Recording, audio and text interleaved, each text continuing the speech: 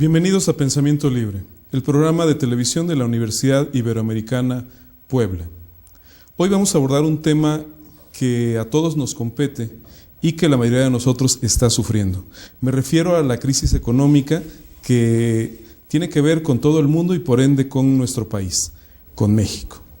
Hay un enorme debate en torno a las causas de esta crisis, a los alcances y a sus consecuencias.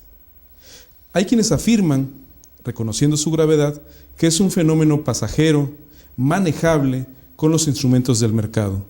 Pero hay otros que aseguran que es la expresión del agotamiento de unas formas de entender las relaciones económicas, el fin de un sistema económico.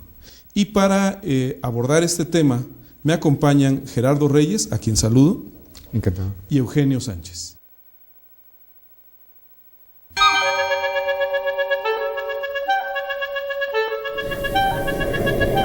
Tú y yo.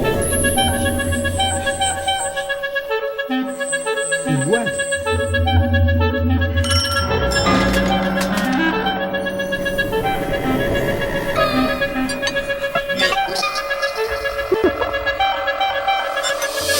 Todos igual.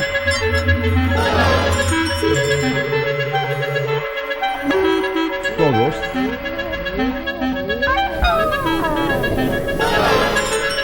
igual.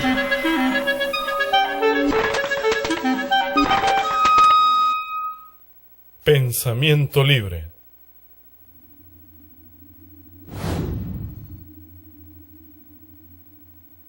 Y empiezo interrogando al doctor Gerardo Reyes. ¿Cuál es tu opinión sobre la naturaleza y los alcances de esta crisis?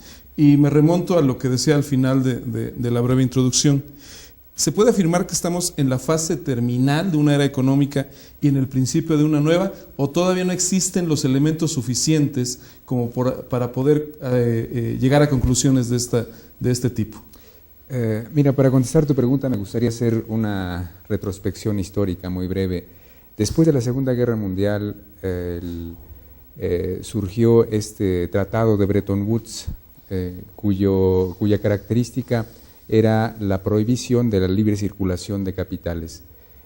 Por mucho tiempo y hasta 1971 se tuvo los tipos de cambio fijo, se restringía la entrada y la salida de capital para no desestabilizar las economías en sus cuentas externas. Sin embargo, a raíz de la crisis de Vietnam y el gasto excesivo en el que incurrió el gobierno de Estados Unidos, ya no se pudo sostener este modelo porque se basaba en el patrón dólar-oro, es decir, el oro estaba a un precio fijo con el dólar y también empezaron a desarrollarse economías como la de Japón y Alemania. De tal suerte que a finales de los años 70 se habla de un concepto muy conspicuo que se llama desregulación, es decir, dejar que los capitales entraran y salieran para que de alguna manera los bancos y los inversores tuvieran una alternativa adicional para financiarse, para hacer dinero. Este modelo de desregulación es el que, a mi juicio, creció durante los 80, se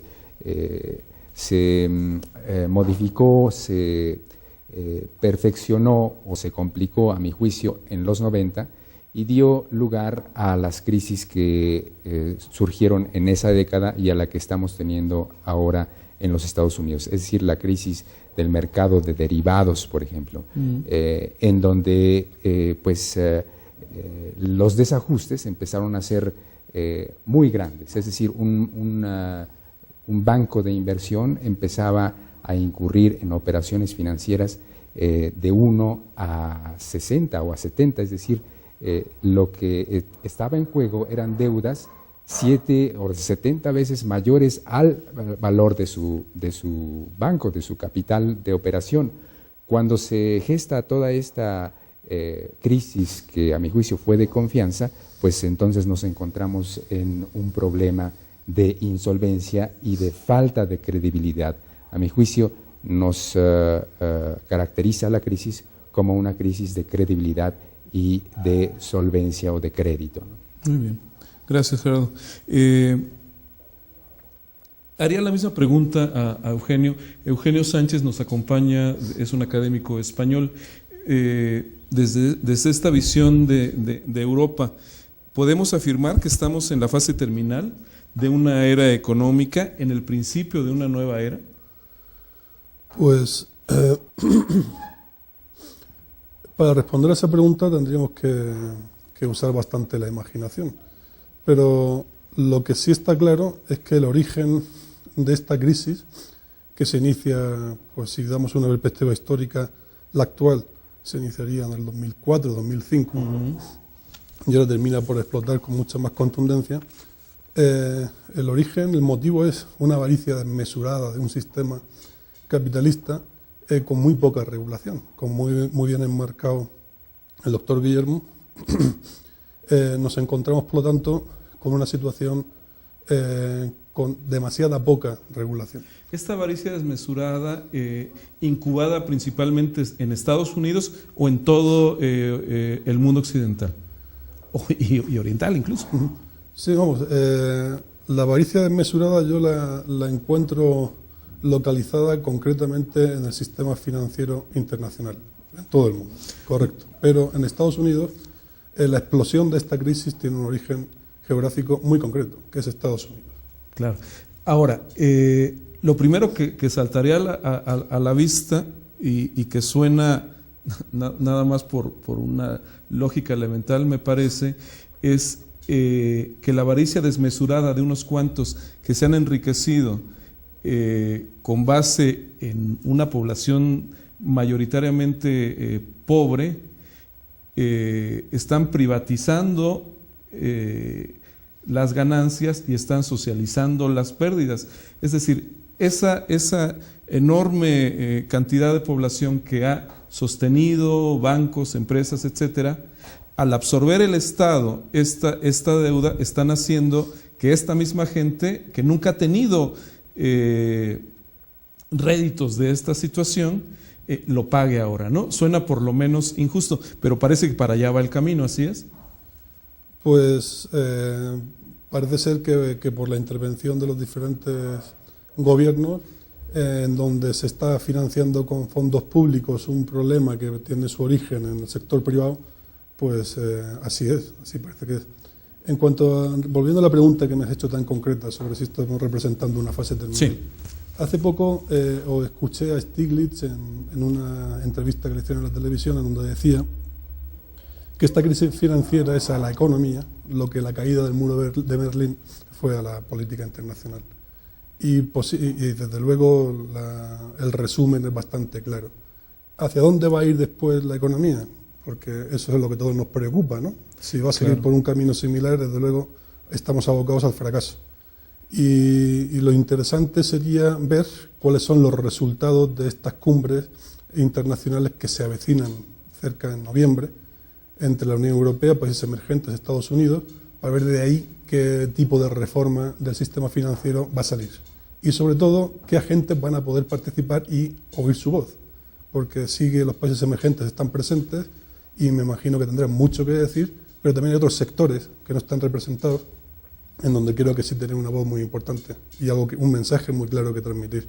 Esos van a ser, toda esa información va a ser asumida en estas cumbres y va a verse reflejado en las conclusiones. Bueno, pues de ahí eso ya lo veremos y dependiendo de lo que salga de esas cumbres es lo que podríamos decir si este sistema actual tiene visos de cambiar o no. Claro. Gerardo, respecto a lo que dice el doctor Eugenio. Sí, podría agregar que en este momento el centro de la atención está en la economía norteamericana, un modelo que pues durante los 80 se dio a conocer y ejerció presión sobre otras economías a través del consenso de Washington, que sí ha llegado a una crisis. Es ahora pues un hito escuchar tanto al presidente de los Estados Unidos como al director del Fondo Monetario Internacional como al encargado del Tesoro norteamericano decir que el mercado no garantiza el equilibrio, ¿no? Cosa que constituye una contradicción de entrada, porque eso era lo que estaban pregonando. Ahora que se dan cuenta, y en el caso de la economía norteamericana, pues es evidente que desde finales de la época de los 90 hasta la fecha, el gobierno norteamericano ha gastado demasiado. El déficit de Norteamérica ha venido aumentando de manera extraordinaria y es curioso porque recordemos que Clinton lo dejó en un superávit y Bush en todo lo que va de su administración ha venido pues gastando sin control. Tan solo este rescate de $700.000 millones más 200.000 para Fannie y Mae, estas hipotecarias, sí. Y otros bancos de inversión a los que se les ha ayudado, y si le sumamos la guerra de Irak, estamos hablando de 1.6 billones de dólares. El problema aquí es que este dinero viene también de acreedores. Muchos inversionistas extranjeros y gobiernos extranjeros son los que financian no solamente el déficit público indirectamente, sino el déficit comercial de los Estados Unidos. Entonces, ¿qué va a pasar cuando la credibilidad se despoje del dólar? Porque de alguna manera quienes tienen activos en dólares necesitan algún respaldo y no hay otro respaldo que tenga una moneda más que la confianza en la economía. Entonces estamos en esa situación tan crítica en donde parece ser que ese dinero del que tú hablas, el dinero público, no basta para restituir la confianza de los bancos porque se les está dando enormes cantidades y no prestan. Entonces la situación puede ser muy crítica en el futuro. Por eso se está hablando, y bien lo apuntó el doctor, de un esfuerzo internacional. Ahora, a mi juicio, ya no basta con los aliados de Occidente, que es Europa y los Estados Unidos, sino aquí... Nos quedamos ahí, perdón, Gerardo. Yo me encargo de empezar con esa frase. Ya no bastan los aliados en Europa. Vamos a un corte, regresamos con Pensamiento Libre.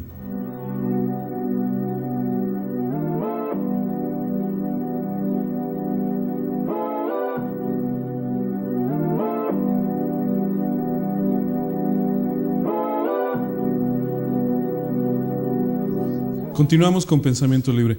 Gerardo, la última frase fue, ya no bastan los aliados en Europa. Exactamente. En este caso, el actor decisivo es China, porque aquí vemos dos aspectos. A China como uno de los tenedores de mayores reservas en su banco central en dólares, no le interesaría que el dólar se colapsara. Pero también China ha mostrado tener una estrategia de muy largo plazo en cuanto a los Estados Unidos. Es decir, apropiarse ya no de factor pecuniario, de dinero, sino de propiedades y de negocios en los Estados Unidos, lo que podría ya aclarar una lógica de su estrategia al negociar, porque aquí va a negociar lo que se necesita ahora es comprar dólares, es decir, creer todavía en el dólar para poder pues resarcir este daño que presenta la economía norteamericana actualmente. Gerardo Reyes Guzmán es egresado de la Universidad Autónoma Metropolitana en la unidad Iztapalapa. Realizó sus estudios de maestría y doctorado en Economía en la Escuela Superior de Economía de Berlín y en la Universidad de Rostock, en la República Federal Alemana. Actualmente es profesor investigador de tiempo completo en el Departamento de Economía y Negocios de la Universidad Iberoamericana Puebla, donde sus especialidades son los estudios sobre economía internacional y pobreza. Ha publicado más de una treintena de artículos e impartido igual número de conferencias a nivel nacional e internacional. Recientemente coordinó el programa La Universidad Adopta un Municipio, financiado por la Secretaría de Desarrollo Social. quizá a esto podríamos añadir que no existe como un interés, me parece, grande por parte de los países europeos en que el euro sustituyese al dólar, ¿no? Es una buena pregunta. No creo que sea falta de interés. En este caso, yo creo que en este caso concreto son modelos de entender el mercado diferentes. Intenciones diferentes incluso. Sí, bueno, intenciones diferentes. Entiendo que los dos bloques pretenden alcanzar o maximizar el bienestar de su población, como es lógico. Pero el sistema capitalista europeo se ha caracterizado, se ha diferenciado del modelo americano por tener un corte más social, por tener siempre intentar amparar a los ciudadanos dentro de una red social, cobertura de desempleo, seguridad social, pensiones, etcétera. Aunque bien, eso muchos críticos podrían ponerlo en entredicho, ¿no? Ha habido, si analizamos la evolución de unos años para acá, incluyendo el intento de constitución europea, veríamos que el estado del bienestar tiende a reducirse de tamaño. Esa visión que se diferencia bien de la europea, de la norteamericana, creo que marca una diferencia importante. No hay interés por parte de los europeos de sustituir al dólar como moneda de intercambio, moneda internacional. No creo que sea falta de interés.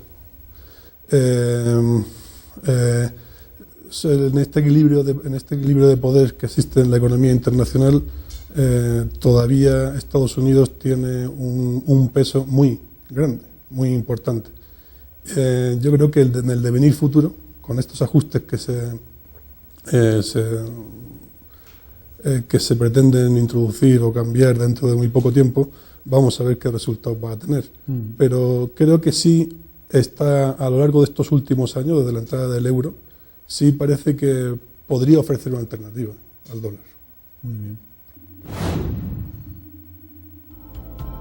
Eugenio Sánchez Alcázar es licenciado en Ciencias Económicas y Empresariales por la Universidad de Murcia. Realizó una maestría en Desarrollo en la Universidad de Manchester y es doctor en Economía del Desarrollo por la Universidad de Bradford en el Reino Unido. Es un economista comprometido con la construcción de relaciones solidarias entre los países del norte y del sur. Su ámbito de acción es el diseño, la implementación, el desarrollo y la evaluación de proyectos de cooperación internacional. En ello se interesa especialmente en usar de manera eficiente y equitativa los recursos que tienen los países europeos para la ayuda al desarrollo en los países del sur. En el 2002 se reincorpora a la Universidad de Murcia como docente de las asignaturas Economía Mundial y Cooperación al Desarrollo. Además, funge como consultor para diversos proyectos de la Comunidad Autónoma de Murcia.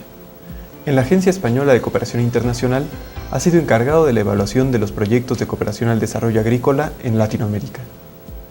Ha sido consultor en temas de desarrollo y cooperación para distintas instituciones, como la Universidad Complutense de Madrid, el Centro Español de Estudios Latinoamericanos y el Centro de Promoción y Apoyo al Desarrollo. En 1999, codirigió el proyecto de desarrollo sostenible en la Reserva de la Biosfera del Vizcaíno en Baja California Sur. Desde el curso académico 2007, coordina el programa oficial de posgrado Máster en Desarrollo Económico y Cooperación Internacional que ofrece la Universidad de Murcia desde su Facultad de Economía. Regresando al tema principal de este programa, Gerardo, el capitalismo se encargó de criticar acremente durante mucho tiempo la intervención del Estado en las economías nacionales. Cae el muro, sucede todo lo que nosotros sabemos, pero en este momento, en estos tiempos, pareciera que el capitalismo está fallando también y de manera muy, muy contundente, ¿no? ¿Qué perspectiva existe? ¿Para dónde va? ¿Para dónde tendría que ir la economía mundial en estos momentos? Mira, no es nuevo que el capitalismo se comporte de esta manera. De hecho, Schumpeter, uno de los economistas más controvertidos y famosos del siglo pasado, decía que cada 20 años había una crisis. La historia nos ha enseñado que el capitalismo se tropieza, pero resurge vigoroso. Entonces no estamos ante un fin del capitalismo, estamos ante un ajuste, y vuelvo a señalar de esta vertiente que nació y creció en los 90, que es el mercado de derivados. Esto sí va a sufrir una regulación, pero el capitalismo va a resurgir vigoroso. Y aquí la pregunta... Perdóname, esto a pesar del tamaño de la crisis que priva en este momento en el mundo, a pesar de eso. Sin duda, y bueno, hablando ya de una perspectiva de largo plazo, se empiezan a identificar bloques hegemónicos, geopolíticos, muy claros. Está la Unión Europea, estaría Norteamérica, estaría Asia, liderado por China, y volviendo al caso de Norteamérica, en este ajuste lo que se piensa es cuánto durará esta crisis. Si es una crisis de coyuntura, algunos afirman que para 2009 ya estará repuntando, otros toman el ejemplo de Japón, que duró 10 años para recuperar su crecimiento económico. En esta perspectiva de largo plazo sí se contempla esta reconformación del bloque de Norteamérica, en donde ya ha pasado el Tratado de Libre Comercio a este Tratado de Libre Comercio Plus, o ASPAN, que le llaman, que es la Alianza para la Seguridad y Progreso y Prosperidad de América del Norte, que contempla poco a poco una integración norteamericana de Norteamérica que va a ser contrapeso a estos dos bloques liderados en una parte por la Unión Europea y en otra parte por China.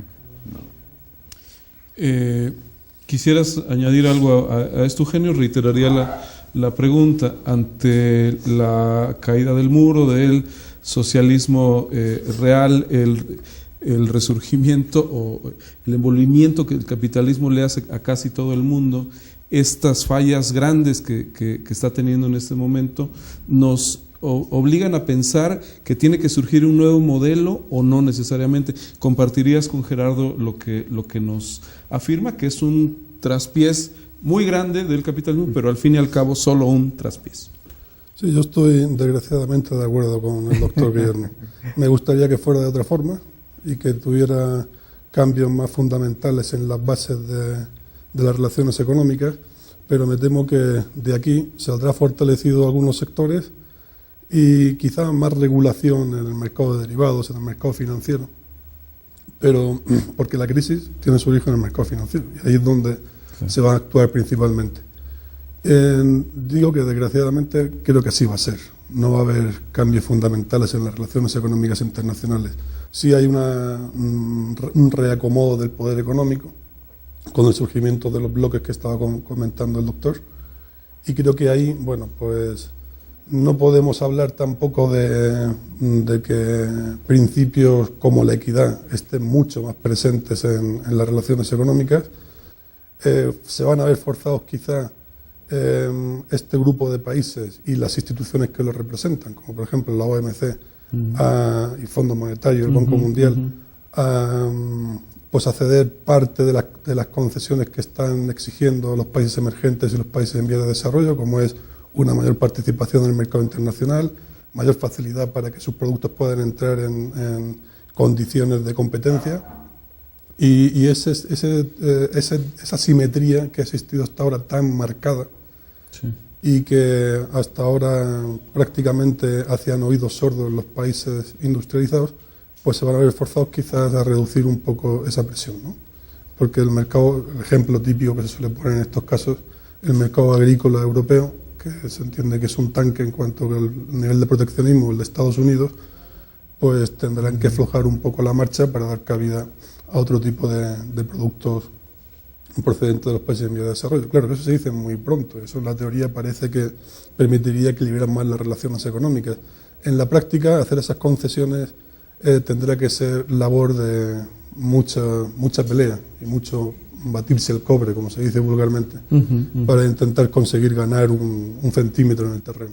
Pero yo creo que desgraciadamente no va a haber cambios fundamentales. Sí, más regulación, pero esa regulación, ojo, porque podría tener un cierto riesgo, es decir, la regulación ahora a corto plazo para tapar los agujeros que se han creado, que por cierto no se sabe muy bien todavía, no se ha cuantificado bien el volumen de la crisis, pero una vez que se nos pase esta pesadilla, quizá la regulación tienda a ser más laxa en el futuro. Tenemos memoria corta, ¿no? Aunque viéndolo, bueno, sí, terminaría con eso. Gracias, Eugenio.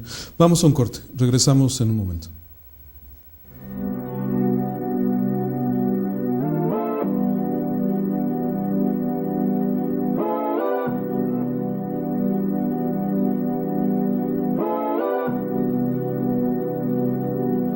Continuamos con Pensamiento Libre. Doctor Gerardo Reyes, se vislumbra, o quizás se tiene muy claro, que la preocupación que existe en todo el mundo es por un rescate a la riqueza de las grandes empresas, de las aseguradoras, de los bancos, y todo nos parece indicar que no hay, uso de nuevo la palabra, la preocupación por abatir, por lo menos de manera parcial, la injusta distribución de la riqueza que existe en todo el mundo occidental. Las fuerzas están encaminadas entonces a ayudar al mercado, pero no a las personas, por lo menos así se dice, o así lo entendemos muchos. Mira, creo que no debemos ver al Estado y al sector privado como dos entes distintos. Empezando porque hay un maridaje muy claro entre los funcionarios públicos y el sector privado. A menudo son los funcionarios públicos directores de empresas privadas, empezando con Dick Cheney, que fue Halliburton, el secretario del Tesoro, fue funcionario de Goldman Sachs. Bueno, entonces Francisco Gil aquí en México, ¿no? Al revés. Claro, vemos que ahí hay un entendimiento muy claro. Este punto que tocaste de la privatización de las ganancias y la socialización de las pérdidas habla mucho de eso. Es difícil pensar que gente que esté trabajando ahora en altos niveles de gobierno pueda desviar los recursos, la atención, el poder a un objetivo social. En primer lugar, se dice que estos rescates financieros son necesarios y ningún funcionario te va a confesar que va a beneficiar al sector privado o a los que ya tienen mucho, sino que se hace en nombre de la economía en general, porque hay muchos ciudadanos que tienen sus ahorros y que el rescate sirve precisamente para garantizar el ahorro de los ciudadanos, el ciudadano medio. Así lo declaró Bush, así lo han declarado los presidentes que ya han estado ante un rescate financiero como el que enfrenta en la actualidad los Estados Unidos. Perdóname, es que, a ver, ¿pueden existir diferencias, hablando por ejemplo de Latinoamérica, de país a país? ¿Se pueden tasar todos de la misma manera? Este contubernio entre Estado e iniciativa privada me parece fuerte, muy fuerte en México. Me preguntaría si es igual en Brasil. Sin duda en Venezuela no es lo mismo, ¿no? ¿Cabría diferencia entre estos países?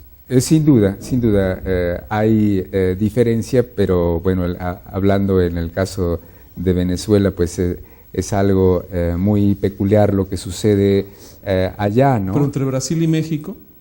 Yo creo que no, entre Brasil y México habría una similitud. Es decir, los corporativos, y esto es lo que se ha venido también observando, tienen mucho poder de decisión. Los corporativos son los que apalancan campañas políticas y los que aseguran de alguna manera que un candidato o una administración les pueda redituar una inversión que hicieron. Es decir, la democracia se ha tornado en su parte perversa como un negocio. Es decir, el negocio de ser político tiene que ver con todo esto y no con la distribución, etcétera. Por eso los programas a menudo son muy descontextualizados, muy separados de lo que pues el ciudadano, el desposeído, el desprotegido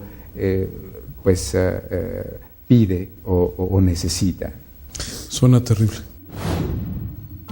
En un estudio realizado por el doctor Gerardo Reyes titulado La recesión en los Estados Unidos, nos narra cómo es que esa crisis se ha extendido por todo el mundo. Nos dice Gerardo que el plan de rescate de Bush fracasó porque compró activos tóxicos pensando que eso daría confianza a los mercados. En lugar, se perdieron casi 700.000 millones de dólares, es decir, se echó dinero bueno al malo. Agrega que ya en la presidencia de Barack Obama, el Congreso de los Estados Unidos autorizó un fondo de 787.000 millones de dólares para el rescate de la economía. Sin embargo, el índice Dow Jones se volvió a desplomar, dando muestra de que esa medida no era suficiente y que un plan de estatización de la banca progresaría. Gerardo apunta que el epicentro de la crisis se generó en la banca de inversión, simbrando con ello el paradigma de la desregularización financiera, modelo que se consolidó en los 80s y 90s del siglo pasado. Doctor Eugenio Sánchez, ¿qué sucede con estas voces alternativas, con estas redes ciudadanas que se han levantado, que han protestado ante esta situación que priva en el mundo, que nació, entiendo, en Brasil, este foro alternativo en Brasil?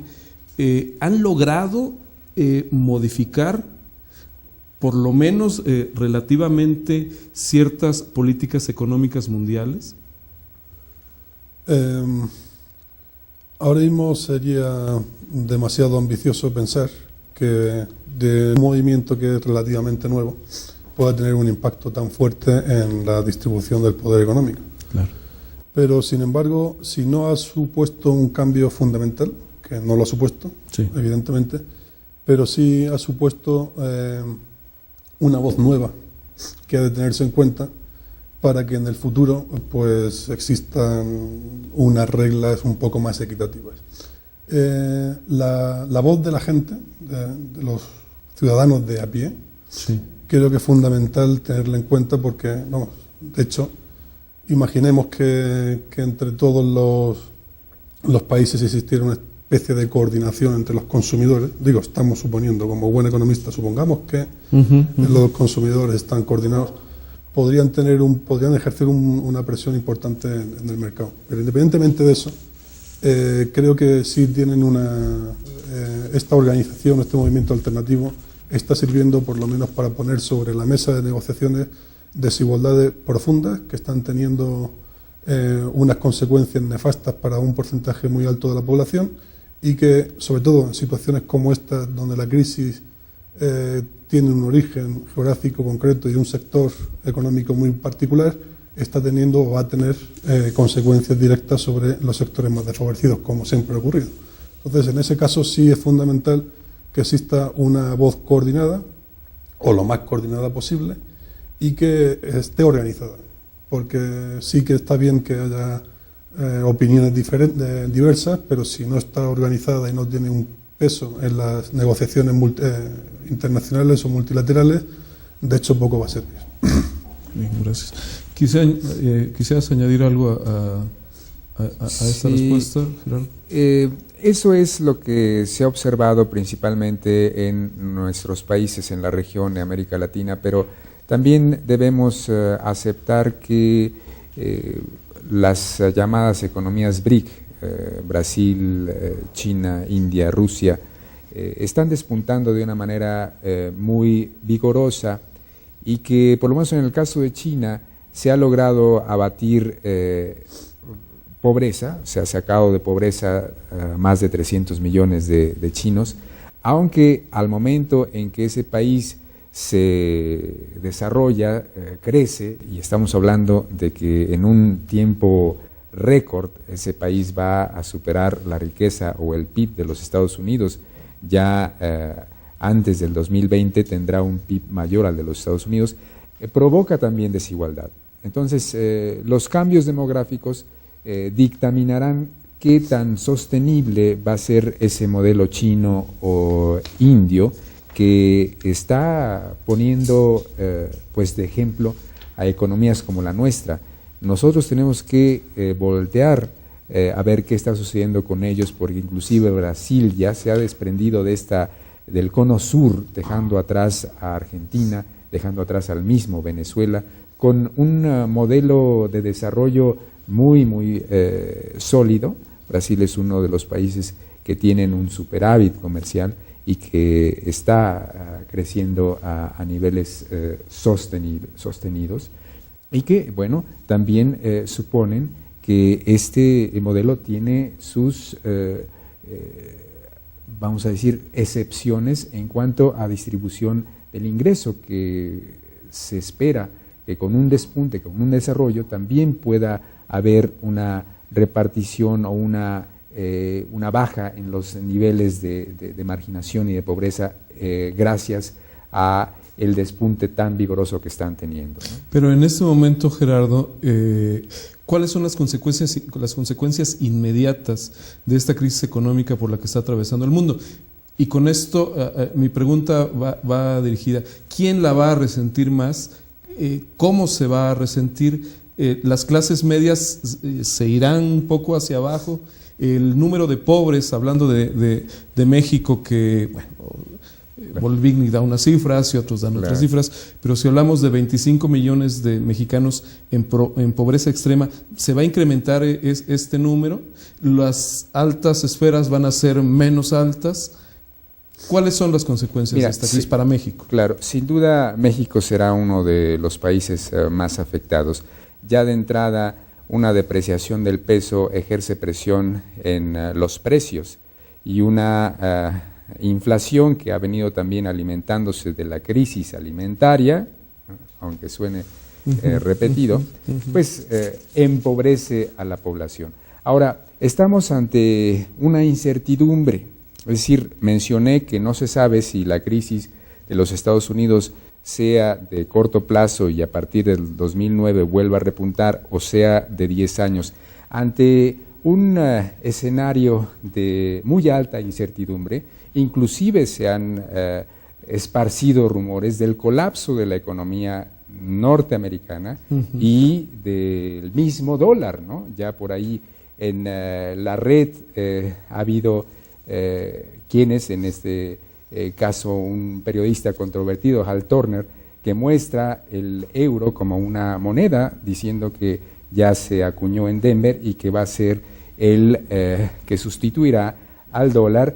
Pero eso, el colapso del dólar, también trae como consecuencia la pulverización de los ahorros de millones de norteamericanos y, por supuesto, de quien tenga activos en dólares, y por supuesto en México las reservas están en dólares. Esto sería un escenario en extremo, que todavía se encaja en el rumor y que en este contexto de incertidumbre hay que darle también el espacio para el análisis. Lo que sí se sabe es que esta unión monetaria a través del AMERO sería una alternativa de revivir la economía norteamericana tras un colapso de medidas o de dimensiones hasta ahora no vistas, ¿no? Como bien lo han mencionado aquí en este foro, lo que sí no se sabe es que si vamos para allá o en realidad estemos ante un simple tropiezo. Otra cosa que nos preocupa es que sí hay ya referentes, fundamentos en cuanto a esta unión de Norteamérica.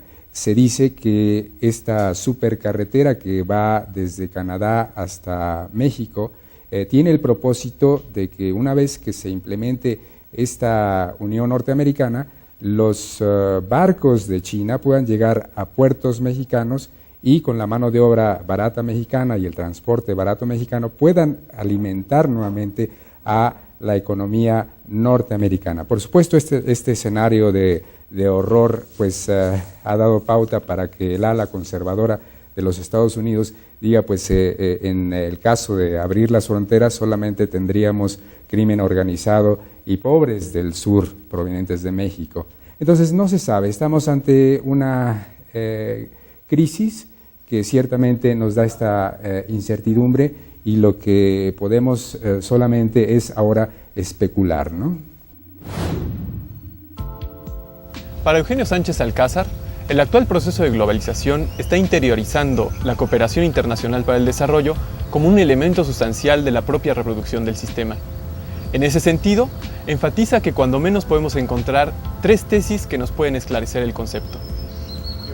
En su primera tesis, Eugenio nos plantea: en el capitalismo global, la cooperación deja de ser para el desarrollo y se vincula directamente a favor o en contra a la dinámica del capitalismo global. Para desgracia de las terceras vías, esto nos pone en un esquema blanco o negro. O se está en pro o en contra del sistema. Otra cooperación no es posible. En su segunda tesis, Eugenio nos menciona: como el principal problema objetivo de la globalización es la construcción de una superestructura política e ideológica que regule las relaciones sociales e internacionales, a esa escala también global. Por lo tanto, la cooperación al desarrollo tendrá una dimensión política e ideológica. En la tercera tesis que nos plantea Eugenio Sánchez Alcázar sobre la cooperación internacional, nos dice: como el capitalismo global reestructura el sistema mundial, bloquea el desarrollo y perpetúa y profundiza la desigualdad y la miseria, extendiéndolas a escala planetaria con formas y contenidos nuevos, entonces para que se dé un desarrollo humano y social plenamente sostenible, esta cooperación tendrá que ayudar a los actores a deshacerse del sistema, a ser profundamente antisistémica. Es en torno a esta última tesis en la que Eugenio Sánchez centra su pensamiento, ya que critica la fragilidad de los organismos multilaterales y las instituciones nacionales que han sido diseñadas justo en un contexto internacional de asimetría.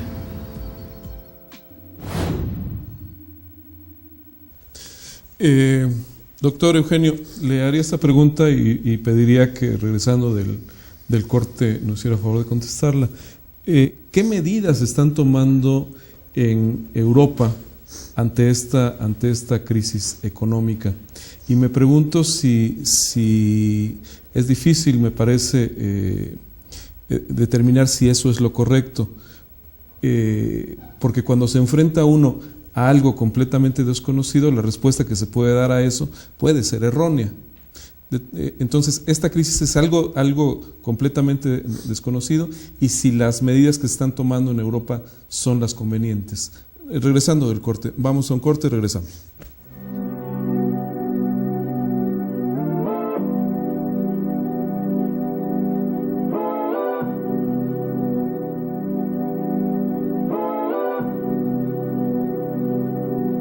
Continuamos con Pensamiento Libre. Le preguntaba, doctor Eugenio Sánchez, ¿se están tomando las medidas adecuadas ante esta crisis económica en Europa? Pues como bien has dicho, hasta que no se manifieste en su enorme complejidad la crisis, no vamos a saber si las medidas son las correctas o no, como bien has adelantado. Hay algo evidente, y es que la pequeña y mediana empresa, la gran empresa, tienen dificultad para acceder al crédito y para su funcionamiento normal. Eso se traduce a la economía real en un incremento del desempleo, en una dificultad para poder pagar las empresas, incluso los autónomos, las pólizas de crédito. Eso se refleja directamente en impagos, en fin, en definitiva. Y lo que desde el punto de vista social más importa es que la gente está yéndose a la calle, está yéndose al paro. Ahora depende de la red social que existe en cada uno de esos países para que pueda absorber, en primer lugar, ese déficit de fuerza de trabajo, y en segundo lugar, si puede mantener esa situación durante tiempo, porque tiene un coste social dentro del presupuesto muy elevado. Lo que se ha hecho parece que es lo correcto, es inyectar, más que fondos, yo diría que confianza al mercado, ¿no? Pero para algunos países todavía esos fondos no han llegado al circuito. Y todavía es temprano para ver esos resultados. Por supuesto, es muy temprano. Pero la queja del sector empresarial, de las confederaciones de empresarios, o de la organización empresarial mejor, es que sí, bien, la señal que se lanza al mercado es de optimismo, y de seguridad y de tranquilidad, pero que sería necesario que esos fondos llegaran lo antes posible al circuito financiero, donde se pueda pagar el circulante, hacer frente a los pagos inmediatos, hacer frente al pago de la póliza de crédito, que si no, pues de otra forma, como ya está empezando a ocurrir, muchas empresas pequeñas, más desprotegidas, pues están cerrando y están aumentando o engrosando las filas del paro, ¿no?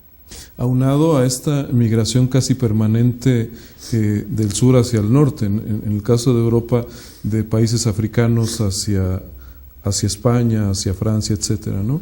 Y una tasa de desempleo pues cada vez más preocupante.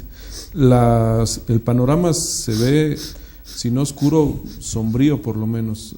¿Estaría de acuerdo, doctor? Sombrío, negro más bien, ¿no? No solamente, negro. Sí, no solamente en Europa, sino en prácticamente todas las partes del mundo. Algunas economías, como viene a mencionar el doctor, como la China, tiene todavía un crecimiento positivo cerca de 2 dígitos y se estima que en el 2009, que es cuando se baraja el año, ¿no? El periodo en donde alguna transición va a ocurrir, no se sabe muy bien cuál, pero una transición va a ocurrir, incluso hasta ese año, China tendría un crecimiento de aproximadamente 9.6, 9.7 según algunas estimaciones, pero que la contracción es generalizada. Entonces, efectivamente, yo creo que la situación no solamente es sombría, sino más bien oscura, más bien negra. Eugenio cuestiona que los objetivos particulares de los interesados superen a los altruistas, pues los donantes han usado a menudo los programas de ayuda para promocionar sus exportaciones o sus prioridades de seguridad. El cinismo tanto de los países donantes como de los receptores no es sorprendente. El investigador pugna por una reingeniería del sistema de cooperación norte-sur, a favor de las relaciones sur-sur en el marco de un acuerdo global que tenga como base el desarrollo de relaciones simétricas sustentadas en la equidad y la justicia.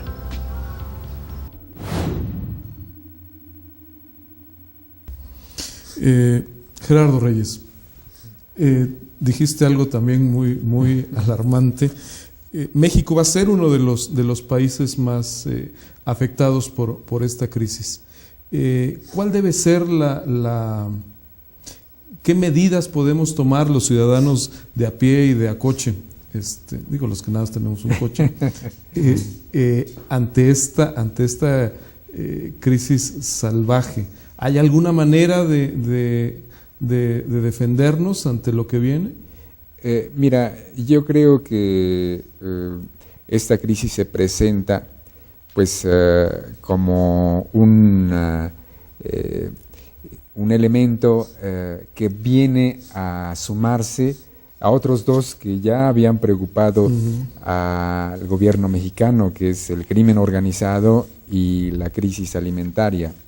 Por lo tanto, considero que viene una época de ajustes importantes. Se va a poner a prueba el modelo económico y desde el pensamiento más teórico, que es el del fundamentalismo del mercado, hasta el más keynesiano, debe haber una recomposición, porque ya no son los modelos abigarrados matemáticos que parecían saberlo todo y que permeaban las escuelas donde se educaban los funcionarios públicos, pues influidas también por una corriente de los Estados Unidos, sino no podemos decir que ahora ante una crisis del fundamentalismo del mercado vayamos automáticamente a un keynesianismo. Va a haber una recomposición, tiene que haber una recomposición en la manera de perdóname, sí. Gerardo, si pudieras diferenciar en pocas y breves estas dos tendencias. El fundamentalismo del mercado es dejar que el mercado se rija todo. Desregulación, como lo habíamos mencionado. Que se entiendan como puedan y que saquen el mejor provecho, porque de esa manera el fin social está garantizado. Cosa que no va bien, ¿no? Que ya demostró que no funciona. Es lo que nos ocupa en esta charla. Y nos preocupa. Que los más apostólicos de ese pensamiento ya son apóstatas, ya lo han negado. Entonces, esto pues nos dice que hay necesidad de un cambio. ¿Y el keynesiano? Y el keynesiano es la intervención del Estado, es decir, ya un modelo más... que regule. Exacto, que ejerce el gasto para regular o establecer o garantizar el equilibrio del mercado, como lo había apuntado aquí el doctor. Ahora el paro ya no es un problema del sector privado, sino es un problema público que tendrá que ser resuelto por la intervención del Estado a través de políticas de gasto, de políticas fiscales o monetarias pertinentes. Entonces, como que el Estado y el gobierno enfrentan retos mucho mayores que se conjuntan en un momento: el narcotráfico, la crisis alimentaria y ahora la crisis económica. Entonces, por supuesto que este impacto va a obligar a que las fuerzas políticas lleguen a un acuerdo. De otra manera, pues nos hundiremos todos, ¿no? Lleguen a un acuerdo, pero no necesariamente con la sociedad civil, en esto que podríamos decir que nos llueve sobre mojado a México, ¿no? Así es, así es. De esta forma terminamos Pensamiento Libre. Quiero agradecer mucho a Gerardo Reyes, a Eugenio Sánchez, su presencia, y ojalá que los comentarios que estos dos expertos hicieron sobre este tema que nos afecta a todos y que parece que nos va a ir afectando más, ojalá que no sea así, ojalá que las opiniones de estos dos expertos sirvan para formarle a usted un criterio. Gracias por acompañarnos en Pensamiento Libre, que la pase muy bien.